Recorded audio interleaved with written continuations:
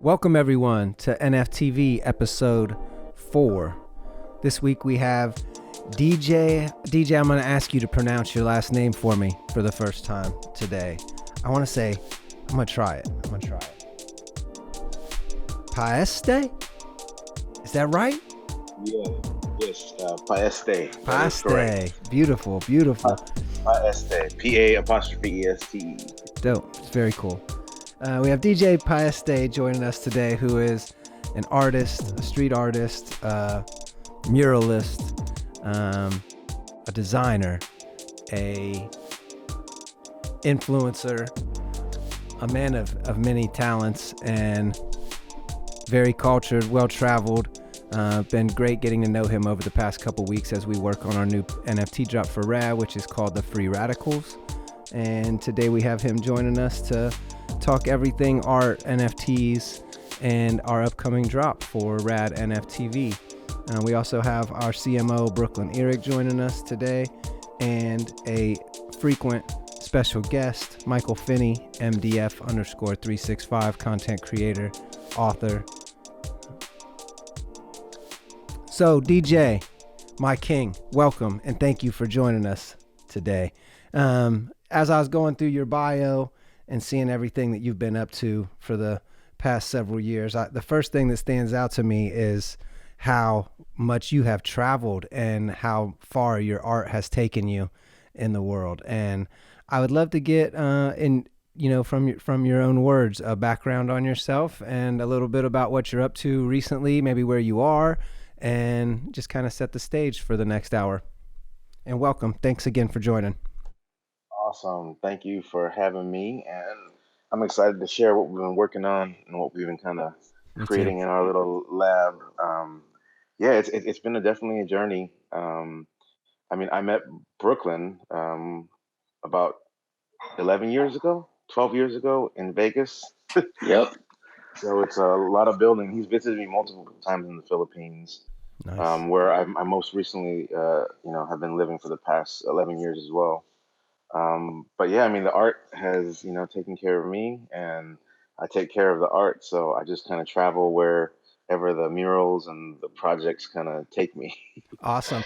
You say you've been in the Philippines for 11 years, and your bio, you have you are a Filipino American artist, muralist. And Yeah. I see that you've lived in Japan, you've lived in the Philippines, you've lived in New York City. Can you give us a little bit of background on like maybe how your journey into art began and where you got your start and maybe what your first venture out of the country was? Because as an artist, that is something that I really look forward to, is my art allowing me and providing me opportunities to travel. So I'd love to hear a little bit about that if you'd share it. Yeah, for sure. It was always something that I've been doing. I'm from a family of creatives, like musicians, artists. So I didn't really have any other path other than art. And when I turned 18, I kind of basically left San Jose, where I grew up. I'm from the Silicon Valley, San Jose Bay Area, California. And growing up around here, there's so much culture and there's so much art, and like all these murals in a lot of the neighborhoods I lived in, showing uh, different kinds of history and Mexican culture and graffiti culture and the Black and like Asian culture around the Bay Area. It was amazing having these kind of stories be told through murals and through public art. So I just became so asphyxiated on that, and taking these like tiny ideas in your head and putting them on the walls for people to see. It just really struck a chord in me, and I've never looked back. So I think Amazing. that's the beauty in public art, is that you have these spaces and these walls that usually are just buildings or neighborhoods, but when you add some art to it, it creates a whole different atmosphere, and people start taking pride in the neighborhood and get connected to it. It's these, points of, contact all over the city that, you can just kind of get enlightened by, or you get inspired by, or you kind of connect to. And I just really found love in that, and sharing that with the community and with the people wherever I go. Awesome. How does something like that come up? Another thing I saw while I was doing some research on you is that you are currently, I don't want to get this wrong. I'm paraphrasing and parroting what I read. So I want to say you were a influencer of sorts for like the Department of the State or Department of Oh, maybe okay. tourism. Yeah, Um, so right now, currently, I'm working with the Department of Tourism in the Philippines. I was a part of a neighborhood that kind of blossomed over the past 6 or 7 years in Manila, in the capital, called Poblacion. It was a kind of red light neighborhood, kind of fringe kind of area that turned into this cultural hub, food hub, art hub, and it was a neighborhood I did walking tours in. I just showed people around because there was some weird stuff there. There's like there was like a bunch of like crazy bars, things that you wouldn't find anywhere else, and then my friends started opening up spaces, and I started doing all the murals inside of them. I opened up my own space, which was a barber shop, community space, and pop up space.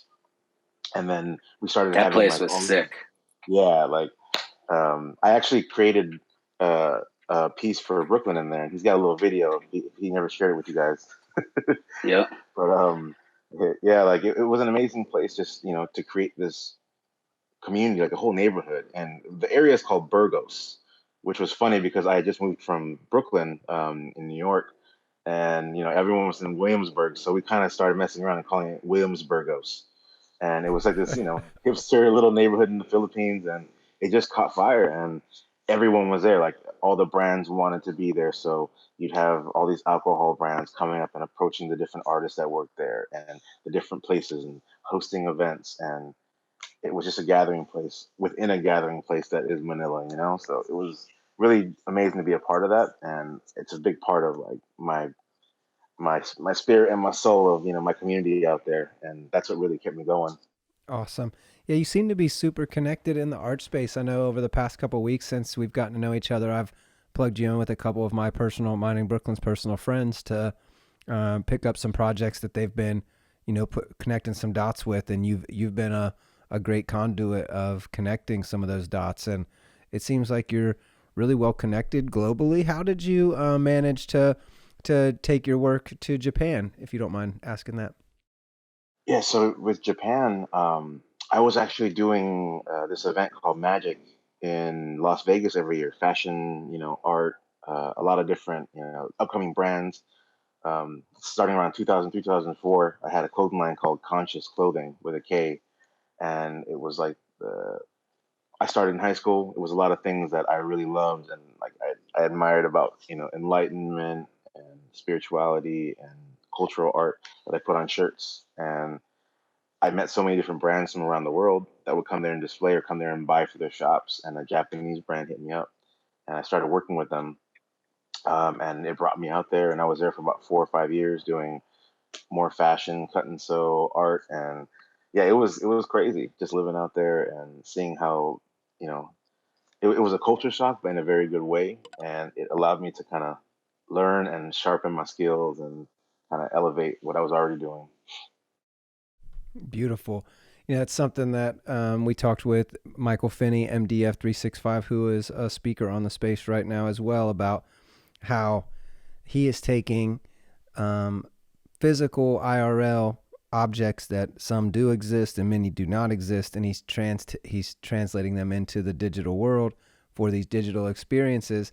And it kind of seems like you've been in this space for some time, and your travels are have shown you a lot of the world. I'm really interested to hear about what got you into NFTs. I know you were, once we started talking about our Free Radical project, you had already been in the space and experimenting and involved with a couple different communities. Can you give us a little bit about your background venturing into Web3 and crypto, and maybe about what you see in the space right now? Yeah, I mean it's very interesting. I mean, coming from a muralist background and doing physical art out in the streets and on the walls of buildings and spaces, it was a natural kind of, I guess, transition.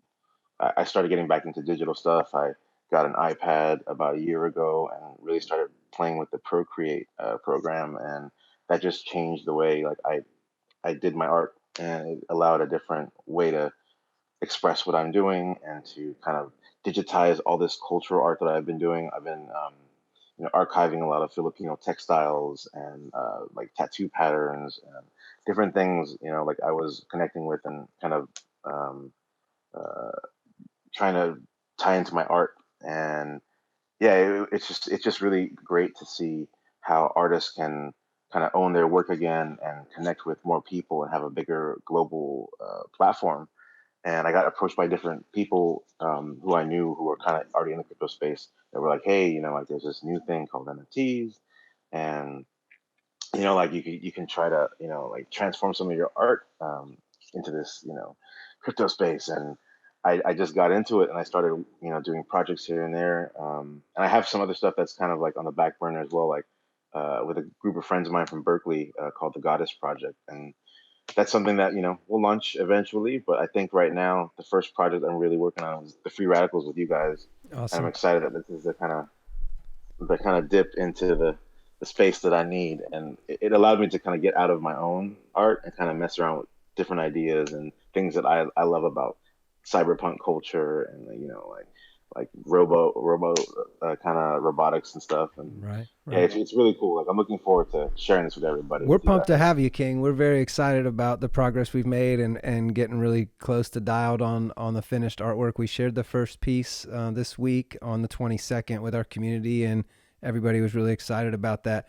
You're talking about you have your other projects, and it's getting you kind of out of your comfort zone. I feel the same way. I feel like the NFT space, since I joined last Marchus, is when I bought my first NFT from another independent artist. That was really what I wanted to buy. I saw a lot of bigger projects, but nothing really resonated with me until it was me paying another independent artist that I actually appreciated their work and wanted them to thrive and wanted my money to go somewhere that wasn't just a hype roadmap type project. It was an individual that I was no matter what I thought I was doing, I was giving them money for a piece of art that I liked, but also in my mind feeding them, and and Exactly. and like direct payment straight to the artist. And that's been something that really inspired me in the last year. It has gotten me out of, I'm an artist myself and creative myself, and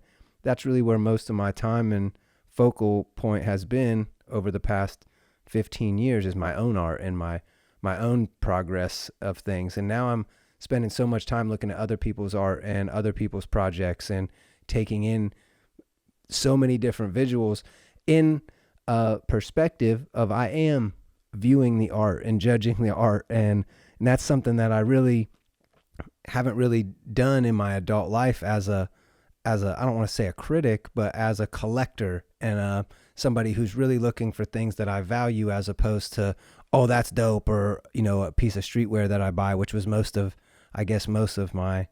uh, my art purchases were clothing or shoe based or design based. And that brings me to another thing. You've worked with several huge brands, DJ, that I looked through your bio. You've worked with some monsters. Let me pull it up here. You've worked with Johnny Walker, Oreo, Ray-Ban, Jägermeister, Samsung, Guess, Bacardi, New Era, and I know several other brands that you've mentioned. And just I did X or I did Y while we've been speaking. What have you done with any of these brands? Is there any cool stories that you'd like to tell us about, or any cool projects that you were able to accomplish with these brands?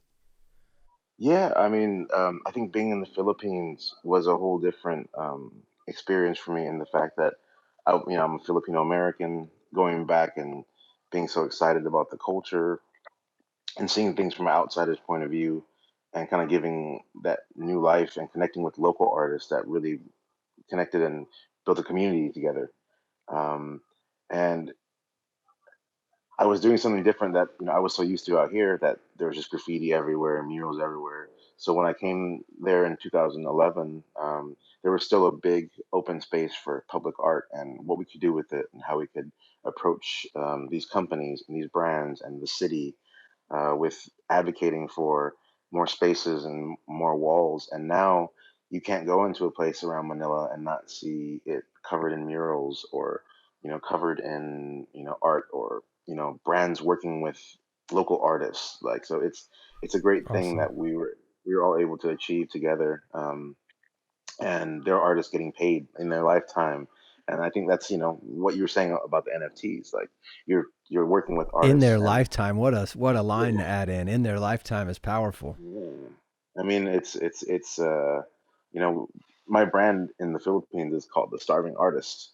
And that's my food tours. That's like my murals. That's like my events. Because like for me, it's taking something that's negative that's put on all these struggling creatives, and we're starving for wall spaces, for like attention, and for connections, and for these projects, and now it's like happening. So it's a good way to turn that negative into a Yeah. positive. And also, I don't work with a lot of galleries. I don't really show my work conventionally, and that's why I think murals and creating my own events and creating my own spaces is a different way to interact with the community, with the crowds, with buyers, with your peers, and it really shows who will show up and who supports, and who just wants to be there to be a part of it. And that's an amazing thing when you can kind of curate that and like kind of build that together, and it's organic and it comes together naturally.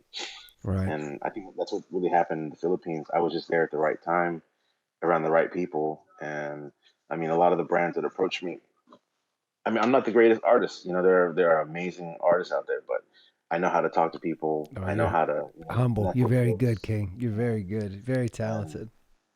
I think that's the thing with the graffiti world too. It's all about like, oh, my name. I'm put my name on this, and I'm get up, and Right. I'm the best. And I mean, it's a hip hop battle mentality, like which I grew up in.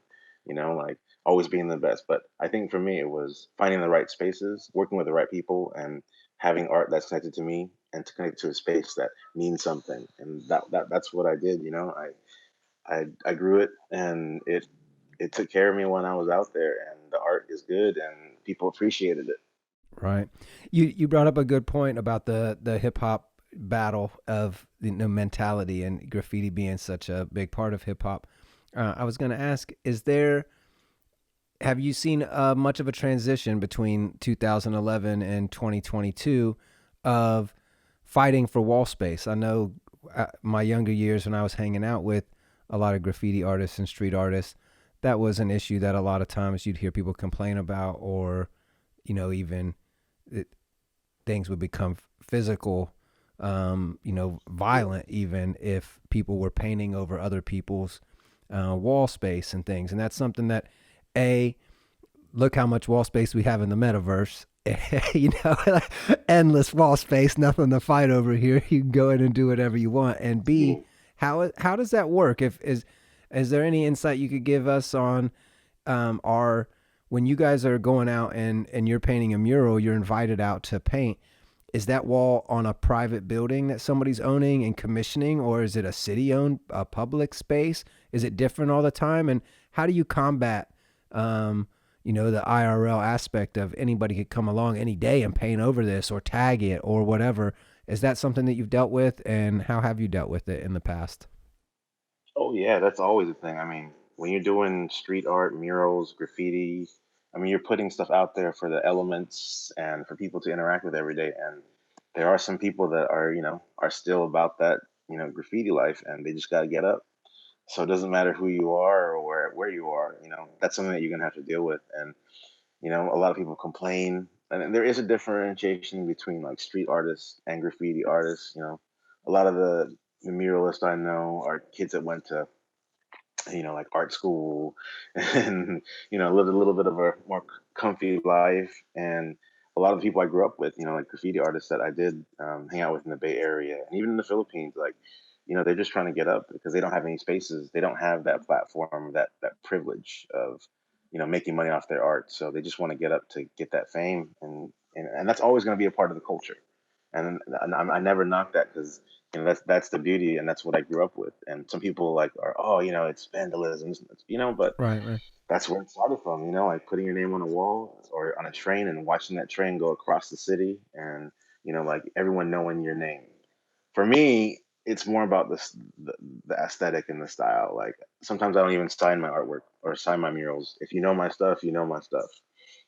That's And awesome. there's different ways to connect with it. And I mean, it's a lot of times we are still doing, like these paid and like commission pieces. But once in a while, I'll hang out with the homies, and we'll do a little, piece under the bridge somewhere, or meet up for a weekend for a Right. little.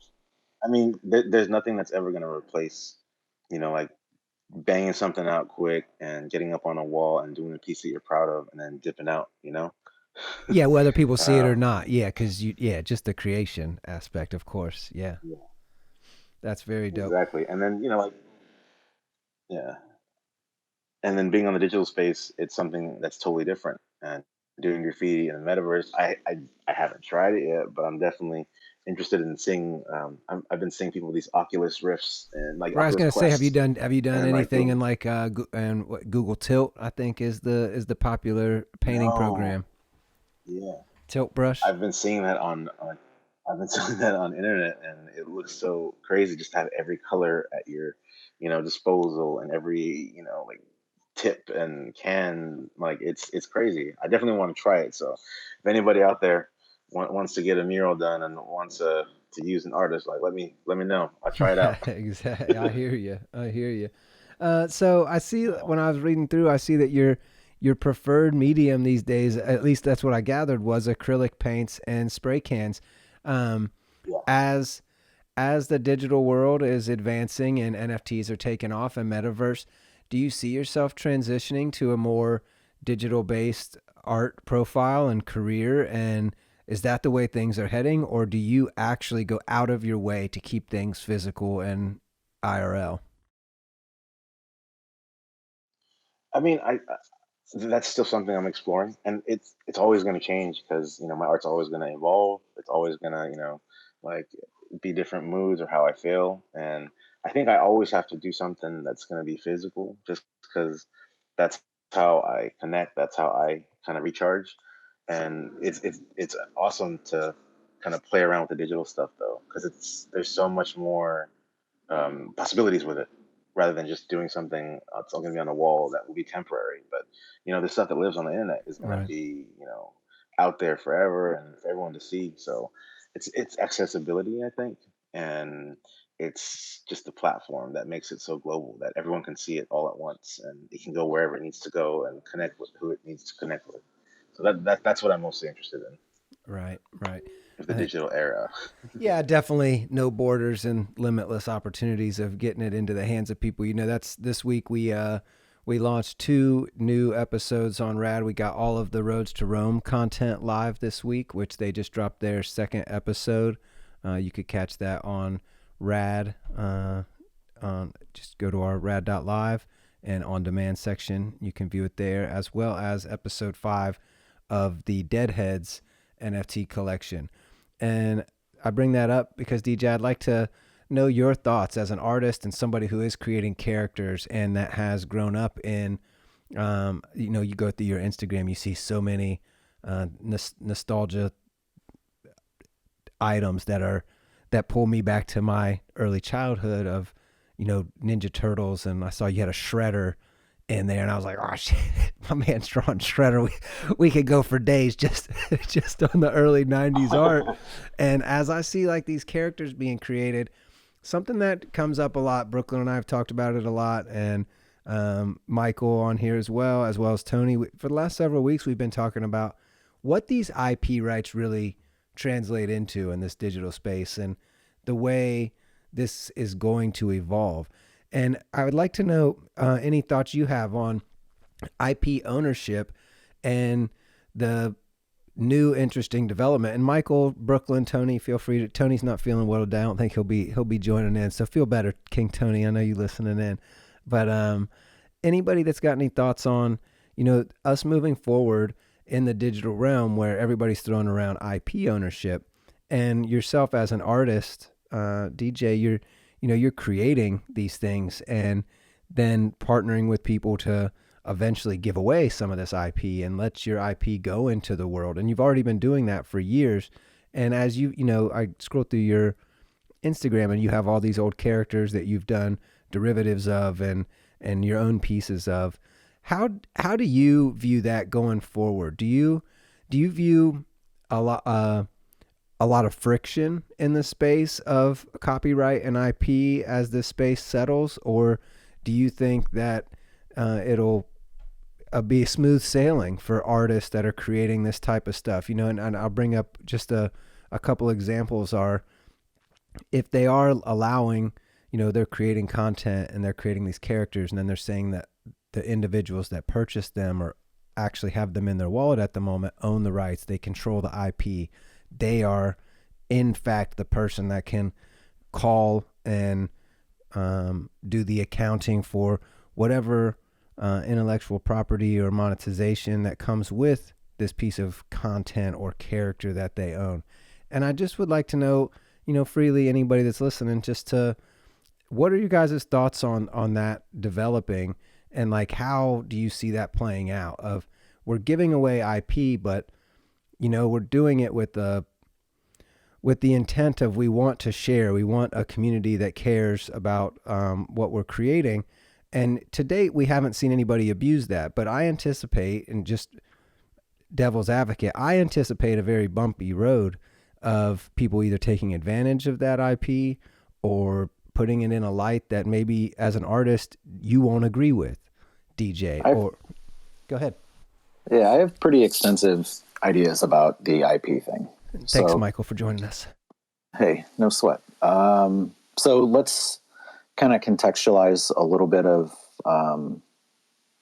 some of the stuff that I've done, like with the Chicago 1893 project, right? So that is something that existed 130 years ago. Its intellectual property rights have expired. It is public domain in many ways, right? The images and, the designs of things exist as, viable for the public to utilize. Now, I also have friends that are in the comic book space, and, they do conventions and things like that, and they're commissioned, or, will do quick drawings of, protected characters. And I think that industry, prior to kind of the consolidation that's happened over the last 20 years, and particularly the last 10, as Disney has picked up Marvel, right, yeah. Right. So like, what's happened there is there was always, pretty open game for those guys to do those drawings. And I don't think anybody was kind of like wanting to step on these smaller artists, because at some point they might be picked up by these comic book companies to work with them. And it's just a way of them refining their craft. I don't think Disney cares about, the comic book side of things so much as the character side of things, and the worlds and experiences that they can create utilizing those characters. So they might not have a Wild West mentality about kind of drawing those images and selling them for profit, as a lot of people do. Hopefully, they don't start to like step on the necks of smaller artists, because that's just heinous. They're just trying to do stuff. And then the other side of it is, I do like property rights. I think that's an important thing. I wouldn't want, important, sure. Yeah. And in all kinds of senses, like I want to be able to monetize the work that I do, but then I'm, it's not a gray space that I exist in. You know what I mean? Like the rights are clearly defined. We have all sorts of, mechanisms for protecting or, making available the content. So if you want to like put something into the Creative Commons that, even up to a character, like there are characters now, the earliest renditions of Mickey Mouse and Batman, are now open, they're public domain. So there's mechanisms in place to open that up. And, just wanted to say too, DJ, that, rainbow haired, character, that I think that's the first one that Rad published, right? Yes, it was. Yeah, it was awesome. That's good. Love that. Good mix of like the organic stuff and then the kind of cyborg digital stuff in there too. I feel like that's kind of what a lot of us, we inhabit that space, so yeah, I don't know, I don't know that there's any one size fits all for everybody. I think that everybody's going to have to kind of determine like what amount of access, in like technology security, you call that like, access control, so like you are going to have to be very specific about how much of the rights you want to retain. I don't assume, that just because I make an NFT that it allows people full rights to my content. Like you are merely buying a thing that is paying tribute and respect to an artist. You are not then allowed to go and monetize that at will, unless, of course, that's kind of put into the smart contract. I would say if that is, then that's okay too. You brought up the Disney thing, and that's something I just found out recently. We might have brought it up on a space a couple weeks ago, but Disney is actually taking down stuff that I maybe you even said this, Michael, of Loki. That, or maybe it was Infinite Third that said it a couple weeks ago, but they are going after the Norse god Loki stuff that has been around, thousands of years, and Disney is striking that down as you can't be selling Loki. Yeah, we own Loki. That wasn't me that said that, but like also, yeah, I think that the issue there too, right, is that while they're completely wrong to do that, there is not a large enough contingent of people to go to bat for Loki and fight Disney. That's how I feel about everything, though. Is right. It even with like Bored Apes or whatever, there hasn't been today, and we just saw, I think 2 or 3 days ago, the first Bored Ape member that was, I don't want to say scammed. We'll say scammed in air quotes. On OpenSea, not really sure of the exact what this person is suing over, but they're suing OpenSea over losing their Bored Ape.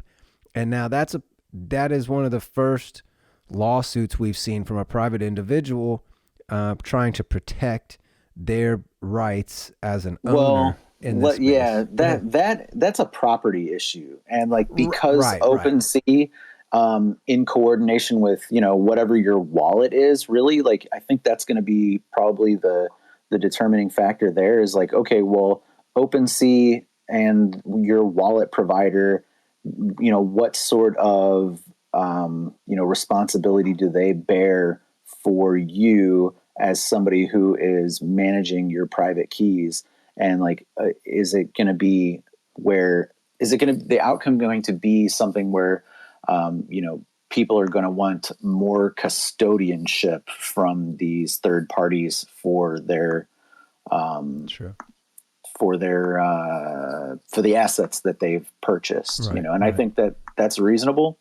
But then again, like that's also antithetical to kind of crypto and blockchain token technology too. I was bringing that up mainly because I was going to connect it to that we haven't seen anyone protect their IP that they air quotes own yet. And that's something that I really look to see, how it develops. And, you brought up the radical that we shared, that DJ designed, and we plan on extending some of the IP. We're still deliberating exactly how that's going to go for us and the exact wording of what rights we are actually giving to people. But as people are out here making content with whatever IP they own, whether that's a deadhead or an ape or whatever it is, I really I don't want to say look forward in a good way, but I'm looking forward to a time or a case where somebody is defending their IP that they own that was issued by one of these project developers or companies, whatever you want to call them, and what actually comes out in court of ownership and the way that translates to how much control do I really have over this asset, and how far can I, how big of a derivative can I make? How many extensions out from this thing? Can I change its hair? Can I change its eyes? Can I change its clothing? Can I put on all new merch?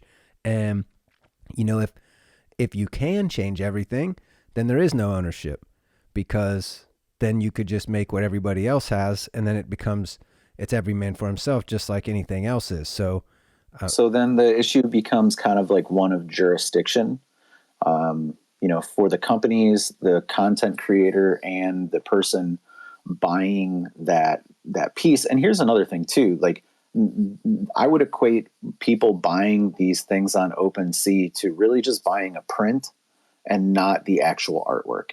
So to me, that to me is the big differentiating factor. Like, so DJ's making That's what I was gonna. physical art, right? And then he's photographing it, or maybe like he's making a digital copy of that, but that doesn't necessarily mean that that's the original. And because of that, like when you buy a print of something from some place, you don't gain any additional monetization rights for that when you buy that. Anybody would laugh at you to think that, Right. So that I think is probably the precedent, and that would probably be, what would get pointed at inside of a court case. Now, the thing with like OpenSea and this person like losing their property, that's a property issue. That's not necessarily a copyright or intellectual property rights issue to me, as far as I'm understanding it. Mm-hmm. DJ, you do sell prints and things. I saw on your Instagram that you are selling prints. I wonder if you have any opinions on, people giving away their IP and what you've seen in the space. I know that you've been heavily involved in the NFT space for a few months now, maybe longer. But what do you have any thoughts on the IP issues that we've brought up, and as an artist that is selling prints and now making your own NFTs? Yeah, I'm definitely, a part of the convention culture and the comic book and toy collecting culture. That's why, I'm into doing a lot of this kind of artwork, is because I'm a fan. I'm a creator, and you're never gonna not have people being inspired by things they grew up with, or things that they feel nostalgic about. And that's where a lot of things like deviant art and MySpace and Facebook, all that stuff is people sharing. Like Michael was saying, at these conventions, there's people doing tons of commissioned work and doing characters they don't own, and there's a whole culture for that. So I think definitely that's never going to stop, and especially with NFTs, I think it's just a different way to put out, like you said, like these like digital prints or digital versions. If I was giving up a file with all the layers and like the illustrated file with like super high resolution, then that'd be different. But if it's a NFT you're selling a piece of artwork that they can appreciate. But I haven't really seen anyone go hard on reproducing it or trying to do all these different things with it, even though they technically own it. And as an artist, I think that's one thing I always think about when I work with brands, when I work with clients, and I do commission work as far as logos or doing a character for a book cover or an album cover for like music.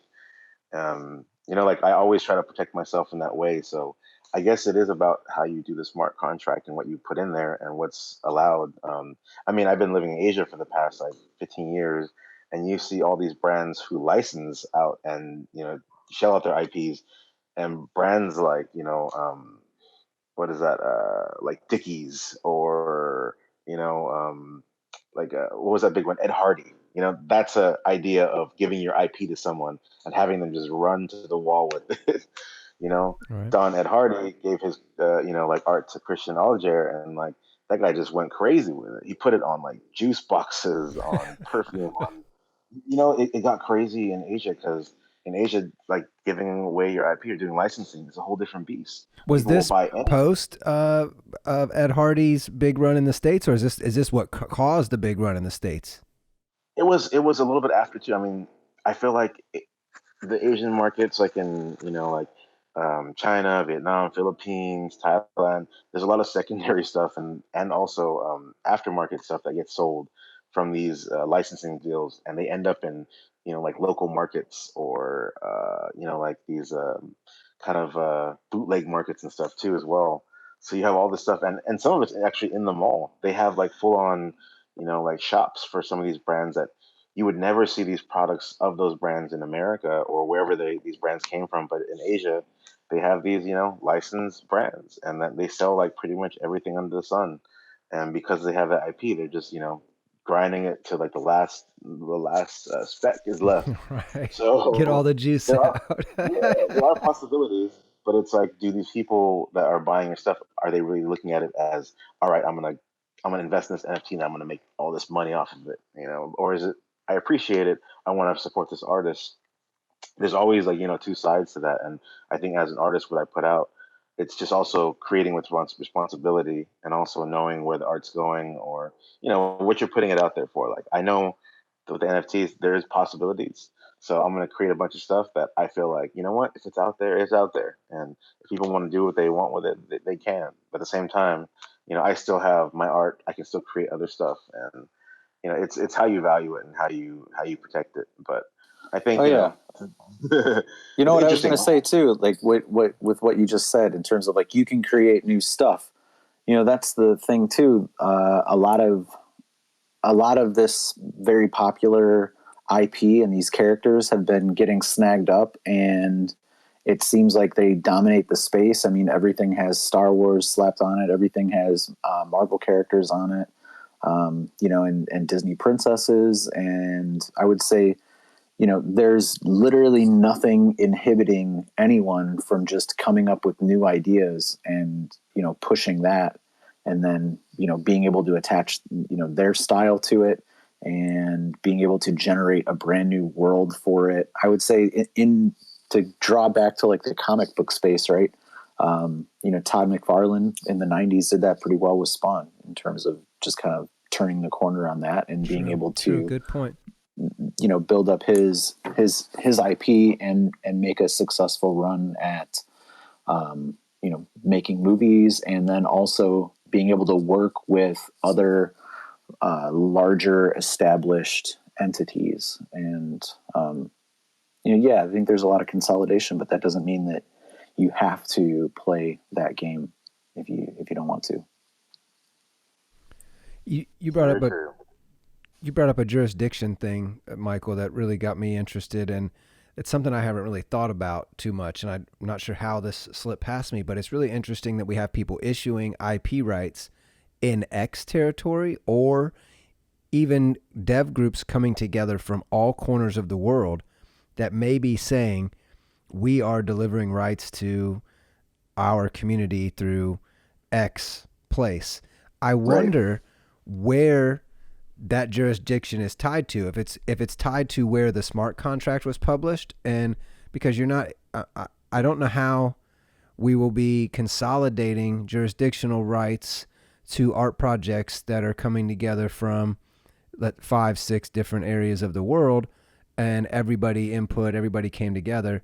And if there's not an underlying I don't company, think it matters that the people are coming from all over the world. I think it matters where they are distributing to, because that's where the jurisdiction aspect comes up, right? That's the lens through which the interpretation is focused. So the US, let's say like DVDs, right?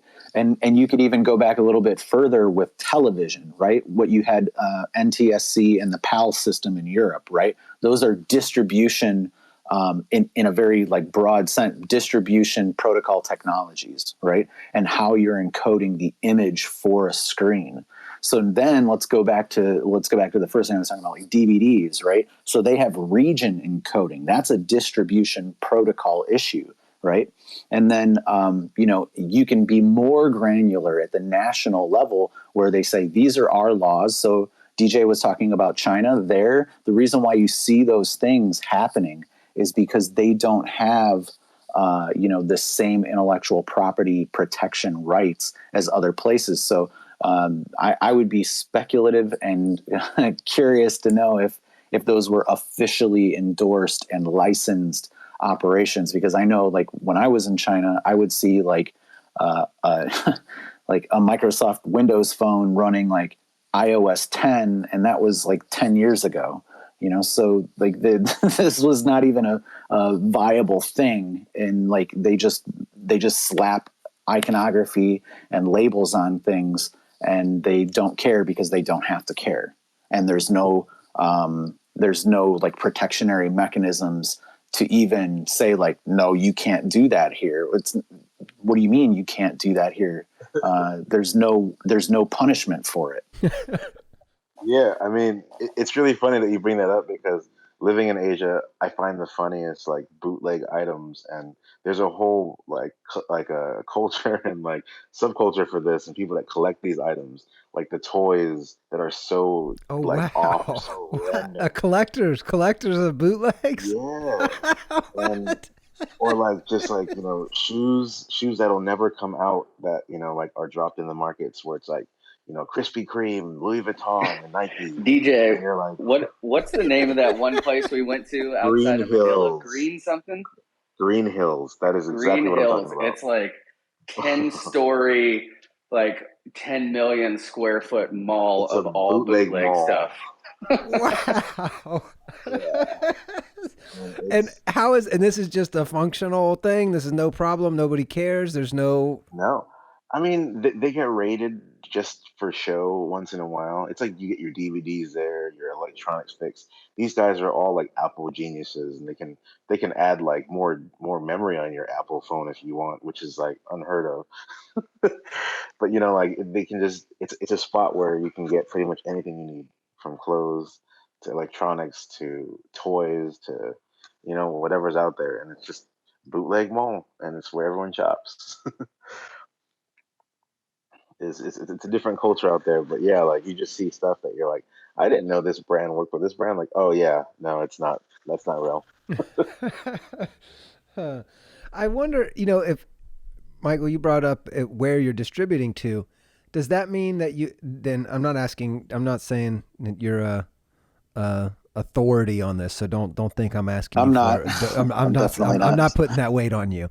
But I'm just asking your opinion on, are you thinking once they distribute to OpenSea that is where the jurisdiction is held? And then if somebody challenged this, um, what court would be hearing this? Any court that was paid to hear it?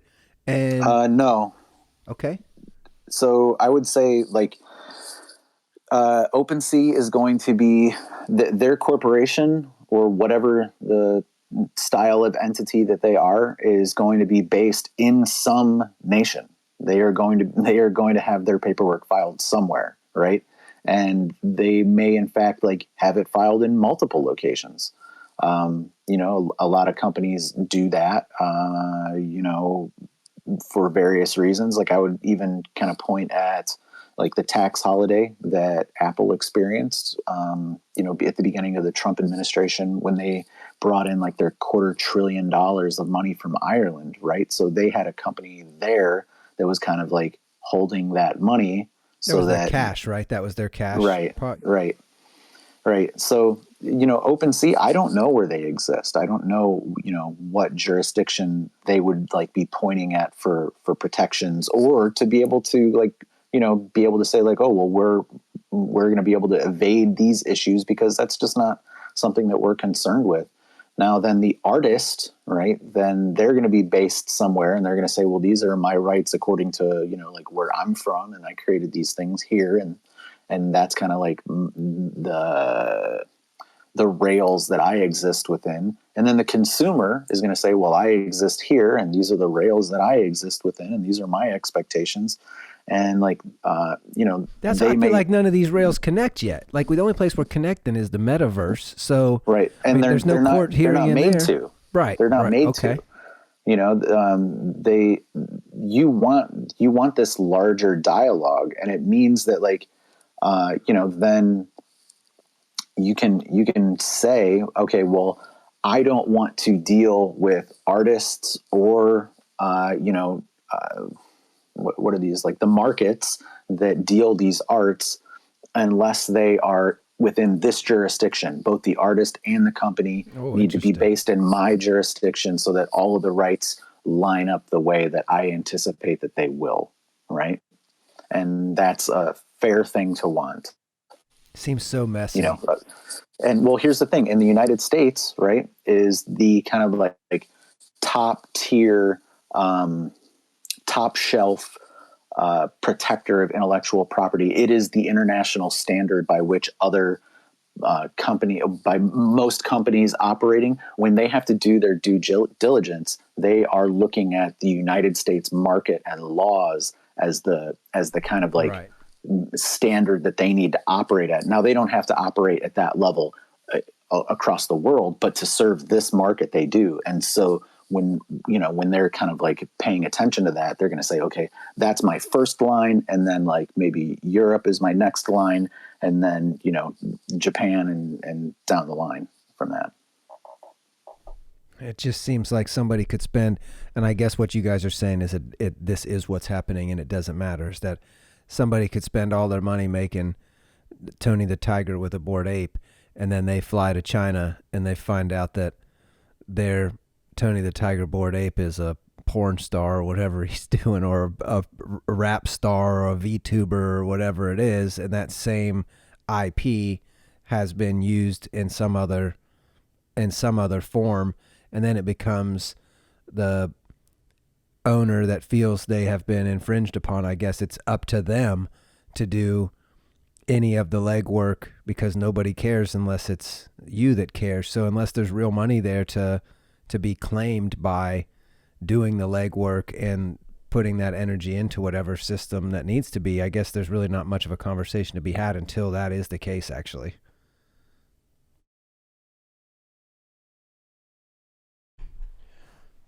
Well, this week we had a great week with Rad NFTV. We've got a lot of stuff going on in the world, and we've still been plugging along this week. We've got some great developments with the Free Radicals. We've got great developments with our biggest rapper alive, NFT, coming here in the next couple weeks. And everybody's still recovering from ETH Denver. We've got South by Southwest coming up here in 2 weeks. That seems like that is going to be a very NFT heavy event, maybe the heaviest so far. I'm interested to see if there are any new additions to the space, as music and so many different areas of culture will be colliding in Austin in a couple weeks. And maybe if I were prepared to drop something, Matt just dropped off, but I would say that we might see a couple music videos with this IP being used, or some type of new content. I know Brooklyn was talking closely with the Claylings. They're getting ready to drop some content. Brooklyn, now that we got you here, actually, let's, what are you thinking about your Super Bowl NFT? I asked you last week, and I think Kyle ended up answering a second question that I asked before you got a chance to speak. Has there been any development around that? Is there any value on that? Is there anybody even talking about them 2 weeks out, or are they just a keepsake that nobody really cares about? Yeah, I mean, it's equal parts cool and super whack, in my opinion. Yeah. They were kind of promising, like, if you read the description before the Super Bowl, it was like everyone that goes to the Super Bowl gets one of one NFT that will represent your seat and this and that, and they're all pretty much like exactly the same. There's like, it just looks like a digital ticket. There wasn't any like crazy art, Right. But I heard that a lot of them were unclaimed, obviously.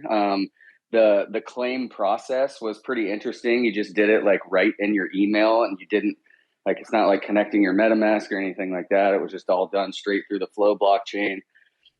Did you have to have a Dapper account or any other account? No. Oh, wow. Mm-mm. Yeah. So, yeah, I don't know. I think it could have been better. I was expecting it to be a bit better, but still cool nonetheless. Kind of, first Super Bowl to do something with NFTs. So, well, fire, you got to go to the Super Bowl, and you got the first NFT Super Bowl ticket. I mean, that's a pretty cool keepsake. Mm-hmm. Was it what did you feel like while you were in LA? Did it feel like there was an NFT presence there other than Fluff House, or was it pretty much just a normal Super Bowl weekend? Did you see anything that was like, oh, NFTs are in LA right now, or was that something you had to look for?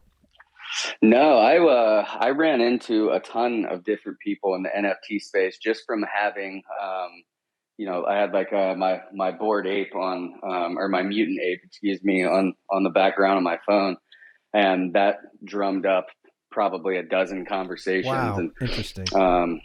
Just like out at dinners randomly, and someone would be like, "Oh, you got an ape? Check this out. Here's my punk." I think I was showing you that dude sitting next to me at a Matsu. He busted his watch out and stuff too. Busted his watch out, and it's like, "Here's 2 of my punks." It's like, cool. Thanks for stunting on me. You buying dinner? Exactly. But yeah, I mean, it was definitely a big presence. Fluff House was cool. I think you're right that South by there's going to be a big presence NFT wise, and then even just Tony and I were talking the other day about how many ETH events are popping up all over the all the world now time. that things are opening back up. And so, I think we'll be traveling to quite a few of those for the rest of this year. And, good to see events coming back. And I think all of them will have a pretty heavy NFT focus, for the rest of this year, for sure. Dope. Thanks for sharing. I As I watched the NFL week unfold, I felt like just watching it that it's like NFTs are grabbing on to everything that they can. Literally any industry, anywhere they can, they're finding a way in, whether it's through an artist owning them or and taking it to somebody, or an athlete ends up owning them and now they're on a team. And I saw right after the Super Bowl, people were tweeting, I forget the guy's name that won, but they're saying X ape owner wins their first Super Bowl ring.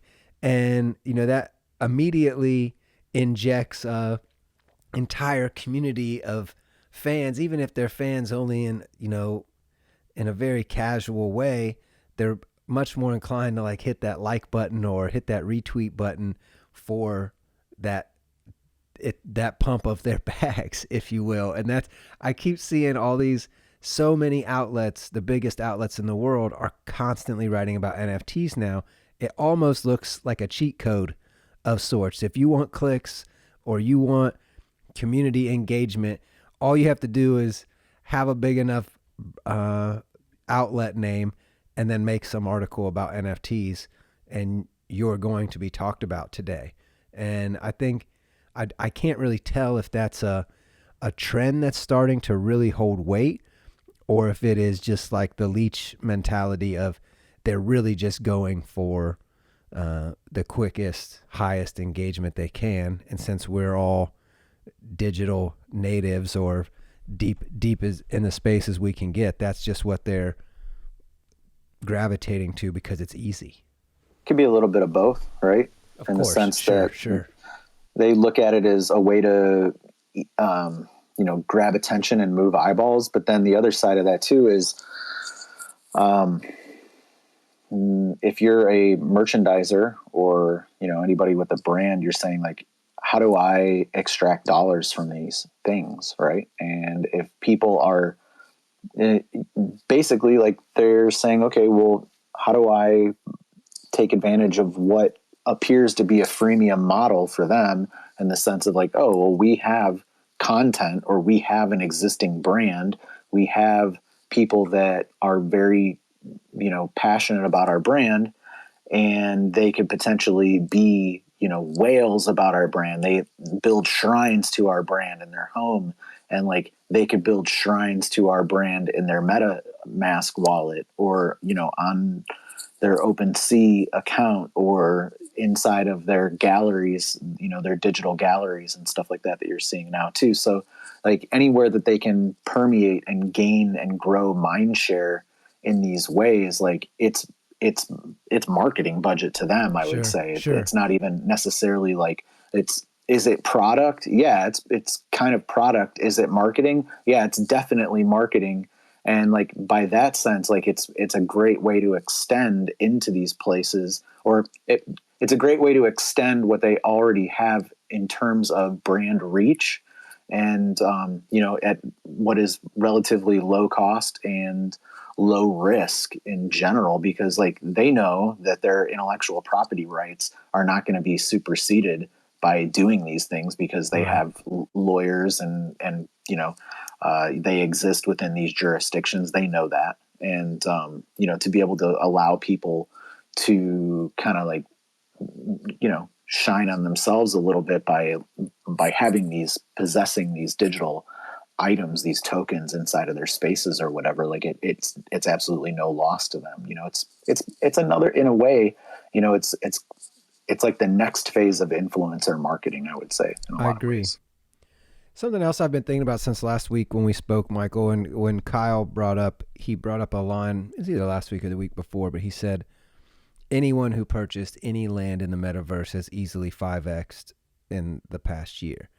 And that really kind of hit me, and I've been thinking about it for the last couple weeks, but it's interesting to me that people FOMO'd into the earliest land in the metaverse when I think metaverse land will be the easiest thing to obtain ever. And I look at it and think it's every person's going to have their own. I've had an Urbit planet for 4 years or something. I don't even think I've ever spun the key up. And it's all land. It's everything is land. Everything in the metaverse is land. And anytime, like you can even call OpenSea has infinite blank pages that they could spin up, and that's land. And we could call it all land. So it's really interesting to me that people are like, oh, you need to own this land, and then it's going for so much money. And to me, after reading Ready Player One, it seems to me that there's going to there will be hundreds of Decentralands. And then if somebody gets mad enough, like Vitalik did when he created Ethereum, they'll just create another Decentraland and copy everything. You know, if you piss somebody off enough, they'll just go do whatever it takes to go do, to invalidate your claim on whatever it is. So it's like, so here's the interesting part of that too, right? Is that like what you're saying in terms of them creating these digital twins, not even digital twins, which is like a reference to replicating real things digitally. Now you're going to have like digital twins, so digital squared, right? And then so here's my new perspective on like metaverse, right? And I tweeted about this maybe yesterday or the day before or something, is that like the open metaverse is not going to be, one place where everybody joins in, like the Neil Stephenson Snow Crash model of open web, like open metaverse. It's going to be the other way. And that my intellectual property rights, I know, are protected within, jurisdictions. So as long as I'm doing my due diligence about which silos I want to participate in, I'm going to be able to distribute my content into all of those walled gardens, right? So in that way, the entire metaverse is open to me as a content producer, but that doesn't mean that the metaverse is open, right, to all consumers. Yeah, I can drop the bucket anywhere. I can drop it in any bucket, but consumers have to choose which stores they're shopping in, I guess. Right. So then it's going to become basically like it's going to be an extension of, the same kind of like verticals that we already see in terms of technology with Apple or like Android or Microsoft. And Microsoft, again, like this is I am very interested in what they've been doing lately because I've been paying kind of more attention to them over the last couple of years as a person who's not a Microsoft user or Windows user or Xbox player. But, to kind of go down the rabbit hole here, when they had bought LinkedIn, I was like, oh, that's really interesting because they are a software producing company who is distributing these licenses. And now they have LinkedIn, which is essentially a headhunting, social network. And then LinkedIn previously had purchased Lynda, which is a skills development platform tied into LinkedIn. And then, the next one after that was Microsoft picked up GitHub, right? And then, so now you have this entire like skills development, skills kind of distribution or kind of proof of work platform, which is GitHub.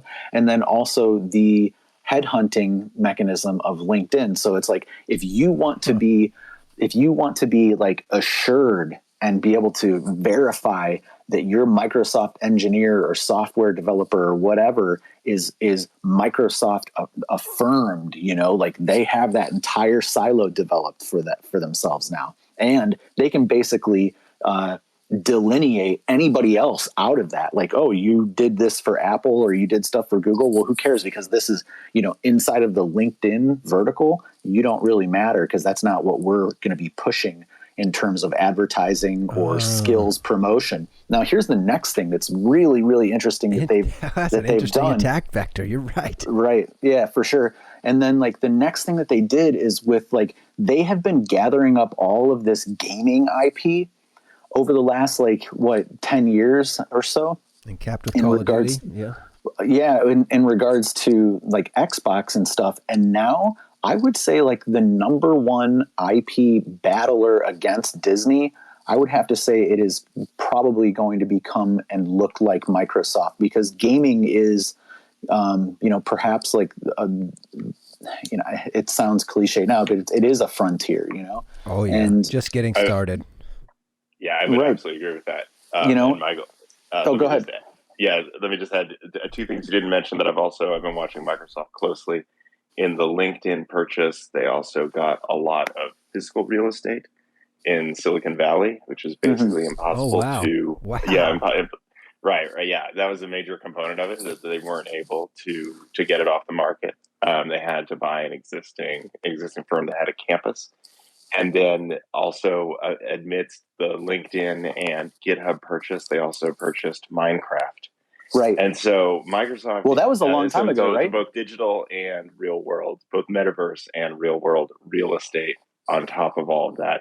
So they could definitely make some interesting plays in the next 5 to 10 years by using, as you're talking about, different pieces of that in different strategic ways.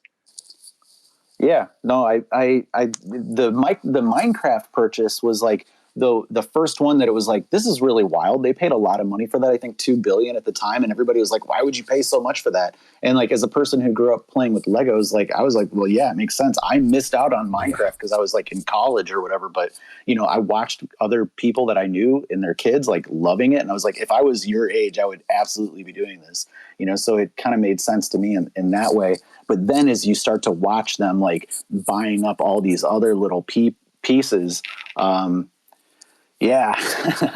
like they are definitely, I believe, the number one contender against in soon, maybe this decade, the number one contender for like creating these intellectual property ecosystems against Disney. Yeah, in my opinion. Interesting how small the world is getting these days, and especially with the current news going around. It's been very apparent how connected we all are and how intertwined all of our communities are based on just anybody's Twitter feed. I mean, you guys are all here and you guys are all seeing the same things I am, and like people I interact with regularly are fleeing Ukraine, and we have people we work closely with from Rad that are in the area. And that is, as we're seeing all of these things converge, it's very interesting how, I remember in college, I was really the first time I learned that there were, these monster corporations like Vivendi and these companies that most people don't even know exist, that are the top-down cap of the silo that own all these things. And now it's much more apparent with a household name like Microsoft and how much they are purchasing. But then you're bringing up the fact, Kev, that they are making IRL purchases that appear to the common person that they may be a metaverse play or strictly a software play. But in fact, that software play for the headline is in fact an IRL play to buy physical land of this. It seems like we're already to the place we all anticipate where we're going. It's just not everybody is fully experiencing that reality yet of Microsoft is pulling the strings of, oh, we buy this chunk of physical land by making this software buy, and because it's in the silo of ownership. And then, that has such huge implications. You're talking about 10 years down the line, and we're talking Roblox, Minecraft, LinkedIn, and what type of advertising that allows. And you're saying they could minimize whatever other skill stack that is a competing that's competing in any way. So if you're not advancing that system as everybody is headhunting on LinkedIn, which is where everybody I know in tech is based pretty much, is on LinkedIn, then how do you compete other than spinning up your own entire platform and hoping that somebody joins this, let's call it a world or a metaverse, or leaves whatever ecosystem that they're currently in? But it would take a lot to get me, just yesterday, it's a pretty interesting development. And for me, I just realized that Twitch, which is a Twitter competitor on the BSV network, I don't know when they rolled this out, but not too long ago, I would say. I don't usually miss the new features by that much, but they rolled out the ability to tweet from Twitch to Twitter with a clean tweet with no link back to Twitch. And you would think that that's maybe a misstep in the strategy of why would you let me bypass that advertising potential on every tweet that I'm posting. But in my mind, the reverse is true. I am much more likely to use it because I can embed it into a chain and just send the clean tweet. Even if I lose a little functionality on Twitter, at least I'm assured that my data is saved forever. The tweet that I posted cannot be taken down. My account can't be deleted or banned or restricted in any way because it's the opt-in on-chain following. So it's really an interesting development that I'm seeing of the interoperability is like almost the next attack vector. And that, I'm something that we brought up a couple times over the last couple weeks on calls and on these chats is, everybody's saying layer 1, layer 2. One of my biggest complaints is how extended out somebody has to be, or how skilled somebody has to be, how much they have to know about the space to even get on the Polygon. Like, you're not going to bring in somebody on their first day and get them in the Polygon. Like, that's just not what's going to happen. They'll be like, what? I thought I already had ETH. What's wrapped ETH? And now we got to go through this whole educational, piece to get them into that ecosystem, when there's companies like the Wormhole out here that are saying they're a layer 0 and that you don't even need to think about what chain you're on anymore, because they have rendered all chains one chain by being able to connect them and move an asset from one place to another. I'm not technical enough to know how that works, but that is, to me, is kind of where we are headed, where one company or one developer can create a tool that either renders 10 tools useless or renders them all one. And I'm not sure how that develops or how that really adds super value. But as I see Microsoft building their entire vertical and making it more and more difficult to compete, there is this other end of, you could just make the one tool that rugs their competition leverage. And I'm not sure, like, I'm even asking for feedback from anybody here, if anybody would like to add anything to that. But it's just a really interesting time of one person with the right idea and skill set can really change so much in this space, in a time where we're looking for decentralization and there seems to be so much centralization occurring, and more and more and more and more weight added to that centralization. It just seems as if we're yelling decentralization and things are getting more centralized and easier to use. Well, we've been on here for about an hour now. Does anybody have any questions for the Rad team? We have Kevin Fayborg, who's our head of product. We have our CEO, who's here listening in, John Anthony. We have our head of marketing, our CMO, Brooklyn Eric, head of data, Prasant, and our head of content. We have Matt Collado on here as well. If anybody has any questions for them, as well as our artist, Dee Jae Pa'este. I think I said it right, Dee Jae Pa'este. If anybody has any questions, feel free to ask them.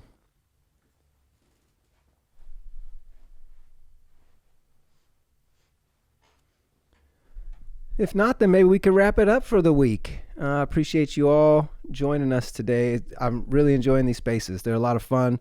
Michael, thanks for checking in again. You're a great speaker and a great guest to have. You're entertaining and very knowledgeable about so many different areas. Thanks for joining us again today. And King DJ, thank you for your time and all your contributions, sir. We're really looking forward to seeing how the Free Radicals develop, and looking forward to sharing more art with our community as we get closer to launch. So we're not going to give too much information today on the Free Radicals, but we are, I'll give you a little tidbit. We are, what time is it? It's 1:20. So we've got about 40 minutes left on the Rad Panda collection live on OpenSea.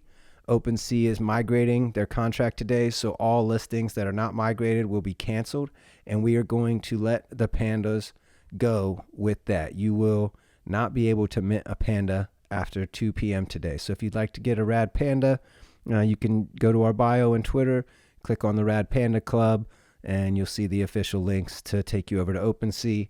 Rad Panda is the first NFT from Rad. It is a lifetime subscription to Rad NFTV, which is normally a $5 a month premium subscription, which allows side loading to PlayStation, PSVR. You can watch any content you own on your own PlayStation.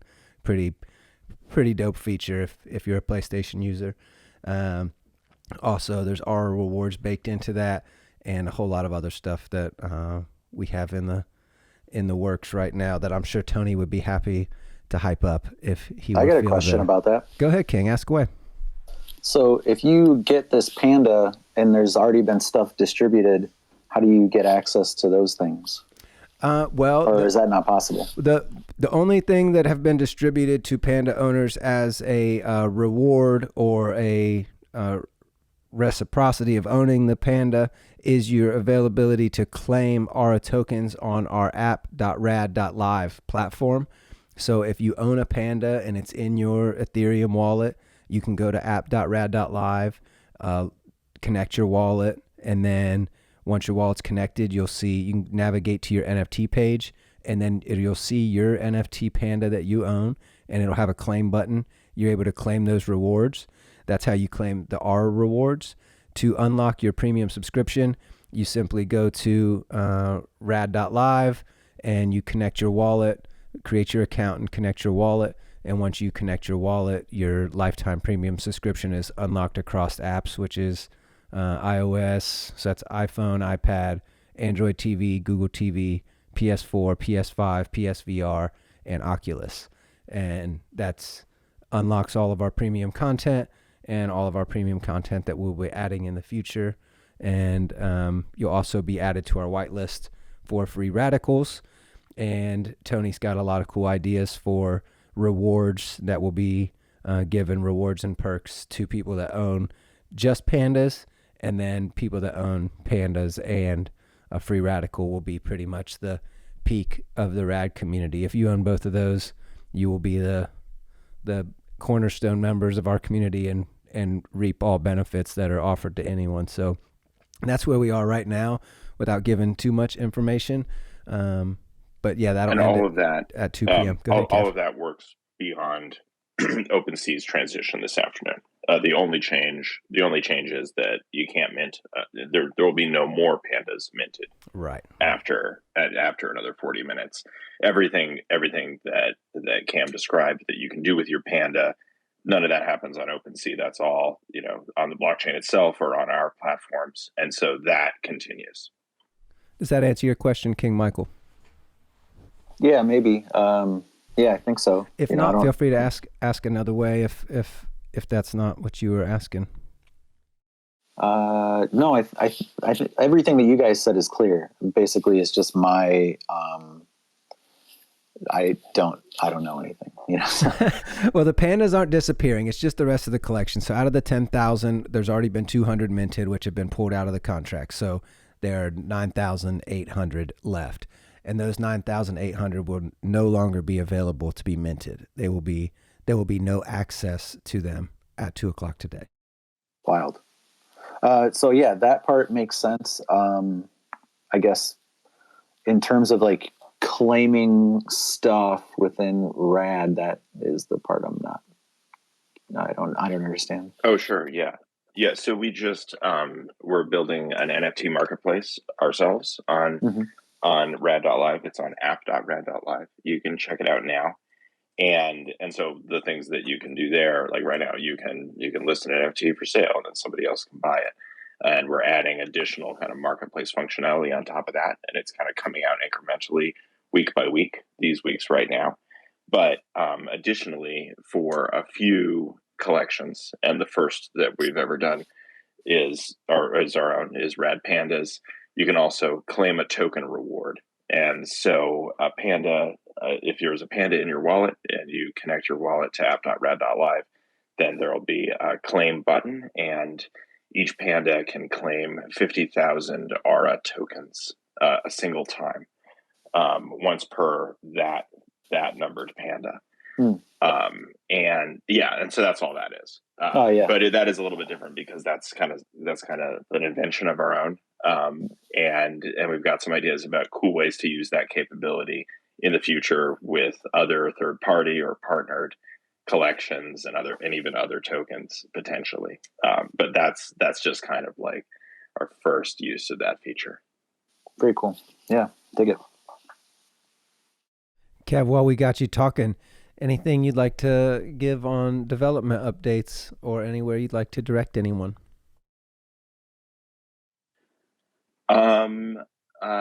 That was basically what. I felt like you were close. You got it. You did it. You already did it. Yeah, absolutely. Yeah. Well, or I can say this. I can tease this. Please. That DJ, we're in the same Discord group, but we haven't chatted directly. Something else that we've developed at Rad within Aura is a very special script that assigns and randomizes attributes for NFT collections. We've used it only once before, last October.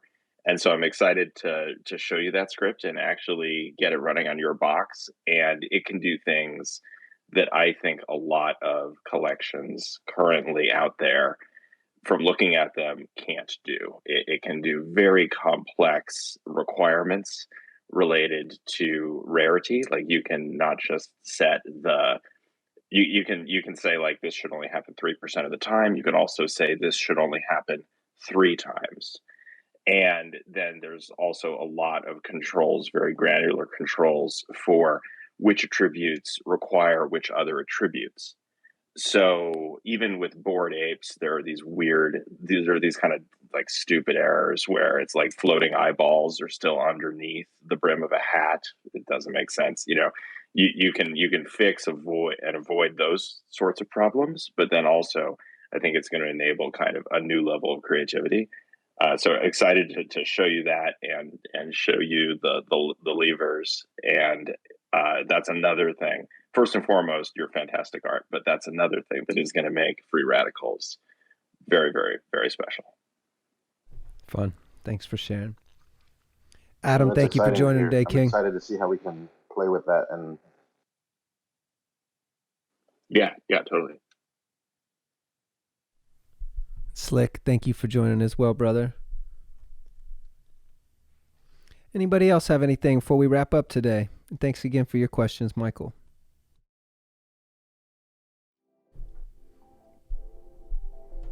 All right. Well, thank you all for tuning in to another episode of NFTV. 4 weeks, having a lot of fun doing this. I look forward to it every Friday. I start looking forward to it at the beginning of the week. So, Adam, hope maybe next week you'll join a little earlier and we can hear from you next week. And you too, Slick. Thank you guys for joining. Thanks for all your great questions. Shout out to our artist of Free Radicals, Dee Jae Pa'este. Wonderful artist, street artist. Check him out. He's on Twitter and Instagram at DJ, spelled out DEEJAE 408. And it's the same on both platforms. He's got a YouTube channel with a bunch of cool videos on it as well that show his process, and some great shorts that I checked out this morning that are really well produced and beautiful art. That's it. I think that's it today. Thank you all very much. I hope you had a great week. Stay safe, stay positive, and we'll see you next week, everyone. Have a great weekend. Thanks for tuning in.